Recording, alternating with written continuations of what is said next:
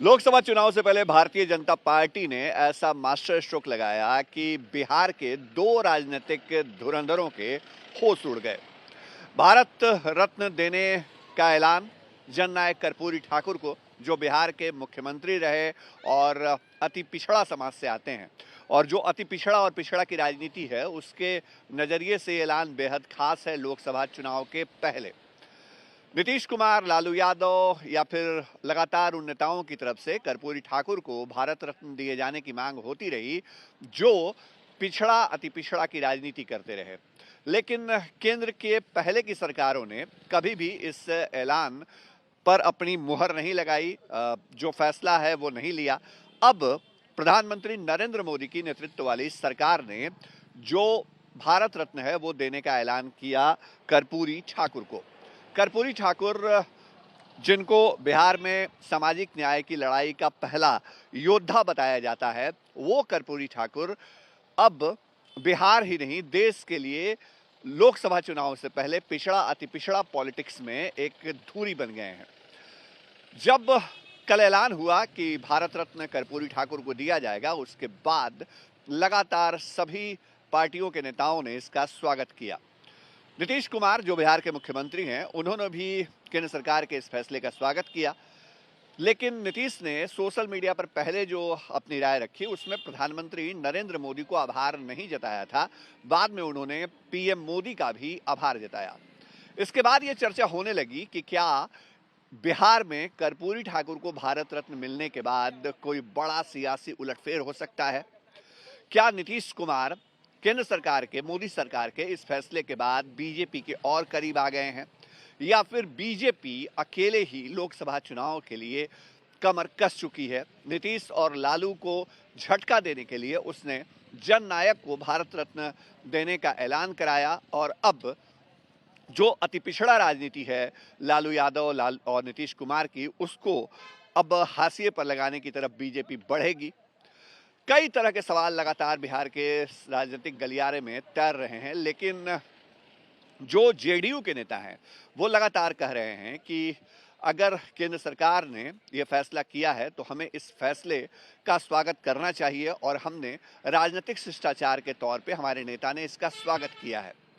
अब इन तमाम बयानबाजियों के बीच आरजेडी की तरफ से दावा किया जा रहा है कि बिहार में जो महागठबंधन है, लालू यादव और नीतीश कुमार का गठबंधन है, वो बिल्कुल मजबूत है, उसे कोई झटका नहीं लगने वाला। इंडिया ब्लॉक के दोनों नेता एकजुट हैं। एक तरफ ममता बनर्जी ने ऐलान कर दिया है कि पश्चिम बंगाल में उनकी पार्टी टीएमसी अकेले चुनावी मैदान में उतरेगी। इंडिया ब्लॉक के लिए इसे बड़ा झटका माना जा रहा है। लेकिन कर्पूरी को लेकर बिहार में एक दूसरे तरह की सियासत चल रही है। पिछले एक लंबे अरसे से ये कयास लगते रहे हैं कि नीतीश कुमार आने वाले वक्त में बीजेपी के साथ आ सकते हैं, एनडीए के पाले में जा सकते हैं। ऐसे में क्या कर्पूरी ठाकुर को सम्मान देकर के बीजेपी ने नीतीश कुमार के लिए थोड़ी सी और राह आसान कर दी है? ये सवाल इस वक्त बिहार में और देश भर के राजनीतिक गलियारे में इस वक्त बना हुआ है। नीतीश कुमार 2007 से लगातार मांग करते रहे कि कर्पूरी ठाकुर को भारत रत्न दिया जाए। नीतीश ने जब यह मांग शुरू की थी तब लालू यादव उनके विरोधी थे। लालू यादव यूपीए का हिस्सा थे और केंद्र में यूपीए की सरकार थी। लालू यादव केंद्र में सत्ता में रहने के बावजूद कर्पूरी ठाकुर को यह सम्मान नहीं दिला पाए। अब तेजस्वी यादव ये कह रहे हैं कि पीएम मोदी जब पटना दौरे पर आए थे तब उनके सामने ये मांग उन्होंने रखी थी। क्रेडिट पॉलिटिक्स एक और जारी है, दूसरी तरफ अपने अपने सियासी नफा नुकसान को देखा जा रहा है। जो इस वक्त नीतीश कुमार की पार्टी है वो पटना में कर्पूरी जयंती समारोह का आयोजन कर रही है। लालू यादव की पार्टी आरजेडी की तरफ से भी आयोजन है। बीजेपी भी जननायक की जयंती मना रही है। लेकिन बीजेपी के इस मास्टर स्ट्रोक के बाद अब जो बिहार में चर्चा है वो इस बात को लेके है कि क्या नीतीश कुमार वाकई बीजेपी के साथ जाने वाले हैं। चर्चा इस बात को लेकर भी हो रही है कि क्या नीतीश कुमार ने बीजेपी से नजदीकियां दिखा करके लालू यादव पर दबाव बनाया है, क्योंकि जो एनडीए के दूसरे घटक दल हैं, जीतन राम मांझी सरीखे नेता, वो ये कहते हैं कि लालू यादव की तरफ से नीतीश कुमार पे दबाव है कि तेजस्वी यादव को मुख्यमंत्री बनाया जाए। कई तरह के दावे हो रहे हैं। आरजेडी कह रही है कि ऐसा कोई दबाव नीतीश कुमार पे नहीं है। मनोज झा का बयान आया। अपने अपने बयान हैं, अपने अपने दावे हैं। राजनीतिक नफा नुकसान के मुताबिक अपनी अपनी बातों को सामने रखा जा रहा है। लेकिन नीतीश जिस अंदाज में इन दिनों तेजस्वी यादव से मिलते हैं, वो अपने आप में कई अटकलों को हवा देता है।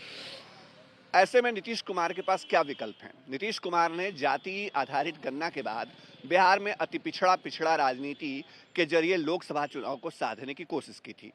अब बीजेपी ने कर्पूरी ठाकुर को सम्मान देकर कहीं न कहीं नीतीश के इस मास्टर कार्ड के सामने एक बड़ा कार्ड खेला, उससे बड़ा कार्ड खेला है।